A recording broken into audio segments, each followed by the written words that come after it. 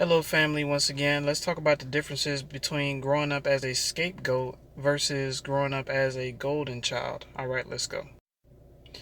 There's a toxic dynamic in a lot of family households where one sibling gets treated favorably, they can do no wrong, they get defended the most, and then another sibling, or in some cases, it could be multiple siblings, they get treated like trash. They get the hand-me-downs. On certain holidays, they don't get the good presents or things like that. While the other one gets whatever they want. Let's talk more about that.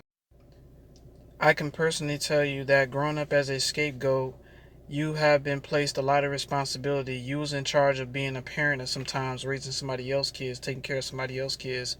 You was in charge of cleaning the house. You was sometimes in charge of cooking the meals. While the golden child barely had to do anything, they showed their ass a lot of times. They could have showed up to the house with a bad report card. Their parents would protect them, and or they could have got in trouble in school. The parents would protect them, but you made any type of mistakes as a scapegoat. You got criticized, you got mocked, you got punished.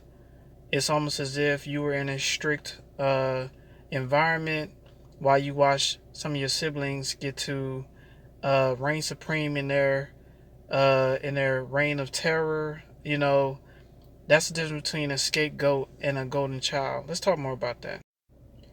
Truth be told, growing up as a scapegoat, it doesn't really discriminate. You could have been the oldest brother, the oldest sister, or the youngest brother, or the youngest sister, or the middle sister, the middle brother that ended up becoming the scapegoat, where everybody picked on you and dumped all their emotional baggage on you and used you and abused you, while your golden child siblings, they got favored. They could do no wrong. They were omnipresent. They were angelic. The parents favored them over you. See, the truth is, as a scapegoat, you had to have discipline growing up because you had no choice.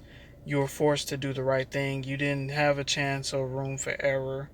Sometimes that develops in an ego of perfectionism where you don't want to make a mistake, but that's been taught to you as at a young age as a child.